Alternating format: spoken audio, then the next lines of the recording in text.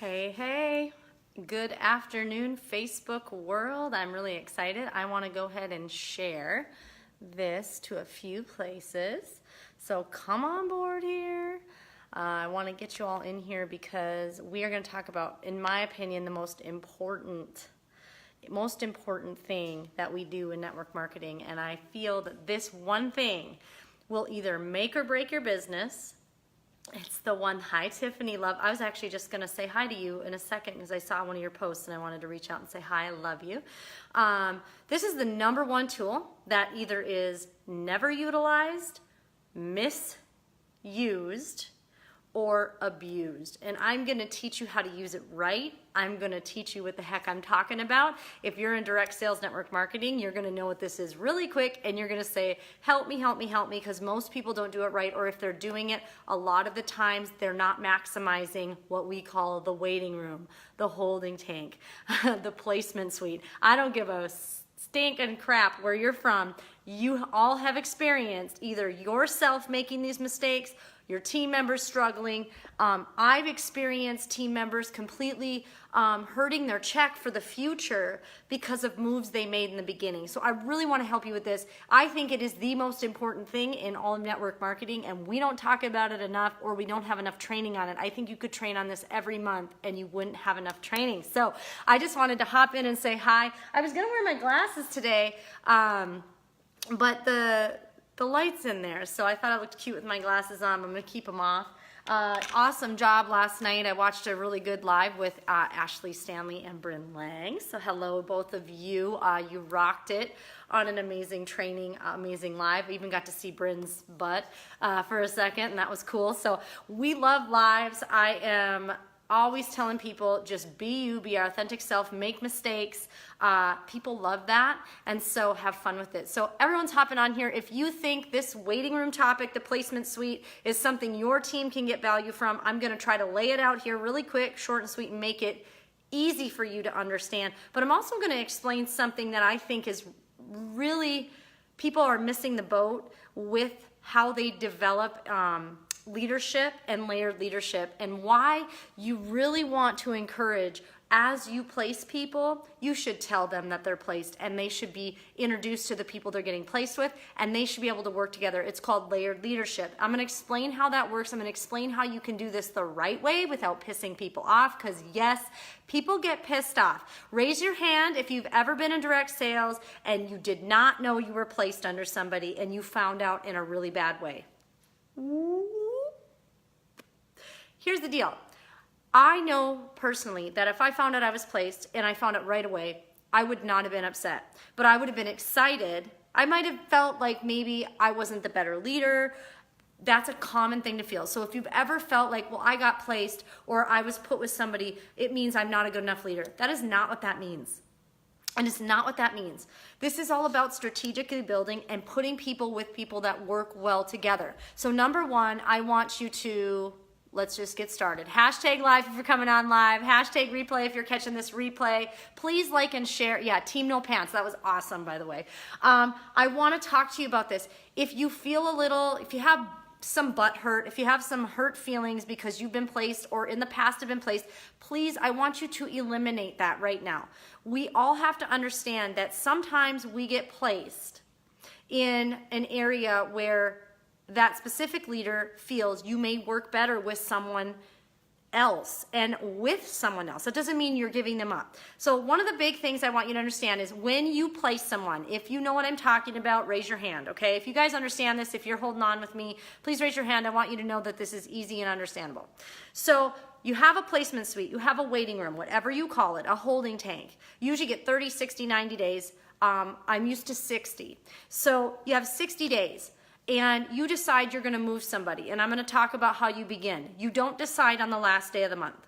So rule number one, your waiting room is not to be used on the very last day of the expiration. If you are waiting till the last day to talk about or strategically plan where you're going to place somebody, you are waiting way too long. There's something called leverage, and I'm going to teach you why the waiting room can generate tens of thousands of dollars for you in the end of the month and why you're not getting that. And if you wonder why some people come in and they they can explode the end of the month and you're going, how are they doing this? And they're getting rank after rank after rank. They know how to master their waiting room. Now, there are people that will come in and they just throw people with friends, or they build one single leg and they're not paying attention. It's not strategic. You have to be using that waiting room to plan for the future, way future, like years and years and years and years down the road. Relationships come in second, in my opinion, when it comes to, oh, this person will work great with each other. Yeah, you want them to mesh well, but sometimes you need to have people placed with somebody who challenges them. You don't want to have somebody who's hunky-dory and they're never going to challenge them. That's not a good placement. That is not a good placement. So when you're utilizing your waiting room, your holding tank, the first thing I want to tell you is you need to know from day one where possibly this person may be placed. Okay? Maybe not the first day they're enrolled, but when they're coming into their 30, 60 day, when they're coming into expiration, you want to be thinking about this on the month you're going to move them. So right there, are you prepared? Have you thought about, this person should go here, it would make sense, it's gonna help build up the team, I'm gonna talk to the leaders and tell them. So here's another key. When you're thinking about this, let's say it's the beginning of the month, that's my suggestion. You should be thinking at least on the beginning a little bit. If you're not quite that organized, the 15th is when you should start talking to the leaders about where you're going to move them. And here's how you leverage. So if I have somebody, I'll take Shannon Gibson. Shannon's in my team, and all of a sudden, she's rocking it. She's killing it. She's got a couple leaders in there, and she's a couple $1,000s away from another rank. And I tell her on the last week to 2 weeks of the month, I say, if you go out and hit this rank and add $2,000 to $3,000 more team-wide, I'm going to give you an additional, you have to be smart about this, maybe it's $4,000, $2,000, maybe it's $200, whatever it is. And that is going to push you to drive the volume up to the next rank. So what you're doing is you're not saying, oh, get $100 more and I'm going to get you to the next rank with another $100. If you have a small team, fine, but that's not the goal. The goal is to create volume from volume, not just move volume. So another big thing is the waiting room is not just to move $100 or $500 or $1,000 from one place to another and we call it a day. That did not generate any volume. You might have broke a rank, but you didn't encourage or leverage that waiting room. So you want to be very mindful of this. So are you prepared in your waiting room? Are you looking at it 30 days out, 15 days out, and you know where they're going to go and how not only are you going to break one rank, you're going to layer the leadership in there. So what layered leadership means is this. I go in and I will place Crystal Miller. I put Crystal Miller underneath Shannon Gibson. And what I tell these ladies is this is what I say, and this is how you approach it, and you end the conflict, the drama, and oh, no one told me. You say, you put them in a group message or you get on the phone, however you do it, and you say, Shannon, I want to introduce you to Crystal. She is amazing, and I feel that your support is going to get her to the next level along with me. We are a team, and I'm so excited to layer this leadership. But I also had a private conversation with Shannon, and I said, Shannon, I know you have some things in your waiting room or down the road. I would really like you, if you can this month, to layer the leadership and place somebody underneath Crystal. So it's not my job to constantly place under myself, then place under that person, then place. No, keep layering the leadership. So now Shannon helped Crystal, and then now Shannon's going to say, when you have a chance, I gave you Sarah. When you have an opportunity to move someone and place someone under Sarah, that would be fantastic. And now Crystal placed someone under Sarah. But you introduce them the same way. It's never a secret. It's right there in the open. Because here's what happens, and I will tell you in all the time I've been doing this, it has never worked out when I don't tell people. They always find out. They feel like they were lied to. I know it sounds silly, we're all supposed to be leaders, but even big leaders feel bad. And I just want to tell you that if you want to create a full functioning team, why wouldn't you introduce the people that are getting placed so they can be helped as well? And now you create that great habit of going down and down and down and down. You layer the leadership. You're introducing them. Now not only and as a leader or somebody with a large set of let's say personal, somebody who brings in a lot of people, you have to have layered leadership. You cannot be having 29 front lines and think you're gonna get it, because you need to condense it down, put people in the right positions, and make sure that they're working with that team. This is so important. Like, I cannot tell you. Why is it important, Shiloh? If you're a brand new person, or if you're somebody who maybe doesn't understand it. Well, I'm gonna tell you that it also affects your paycheck. That if you don't place people in the right spots, if you start placing people who have never earned it, never worked, and you're just giving people to people, and you have a leader at the top that hasn't done anything to earn it, you are not going to benefit from that, because most likely that leader is your front line and you built it. They're not personally enrolling people. They're not bringing them in. You're not making more money off them. They're not building it. So do not give people to friends because they're your friend. Now, you can have a friend and they earned it. Awesome. It's always earned.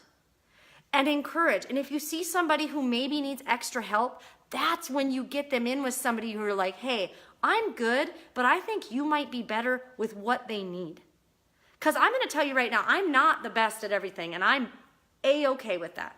I am A-okay with telling you I have a lot of strengths. I'm A-okay with telling you I have a ton of weaknesses. But what my strength is knowing that I have my weaknesses. Because I can juggle a lot, but I don't want my people that came in with me to ever feel like I'm not there enough and that they're not getting something they need. So, number one, you gotta pay attention. You have to be prepared. You should have a whiteboard, and I will do this training again because it's that important, with a whiteboard to show you, because I feel that this is the most important thing in your business for your future. Because if you don't, no, I'm not talking makeup. I bet you one of your lives is running while I'm talking this. That happened to me yesterday. I had 2 lives going at the same time. I could hear it. I couldn't even shut it off. So if you are struggling with this, number one, get with your leader that knows what they're doing. Not somebody who's just gonna say, well, I'm not sure, but you should do this. Talk to somebody who knows exactly what they're doing. Honestly, somebody with a lot of experience. Even if it's gonna hurt the person's feelings, go above them, because you have to know what you're doing. When you place, you don't place at the very last day of the month, you're not utilizing that. When you place, you gotta help more than one person, and make sure that you're layering the leadership so that they can help those people, and then their people can help those people, and you build a team that's one. What would you do if you had 5 people placed in a group and no one knew they were working together and all they had was you? That's not fair to them, and it's gonna burn you out. So maximize this. Be organized with this. Talk to your leaders. Strategize about this. This is so crucial. I can even do better. I just know how to utilize it. If you want to break a lot of ranks, and if you want to leverage, you need to be talking about, hey, if you can do such and such, I can bring you to that level. Okay? You need to be having those conversations. But it's not taking one piece of volume and moving it to the other. That's not creating it. Remember that. So be very, very mindful of it. And if you need help, reach out and reach up.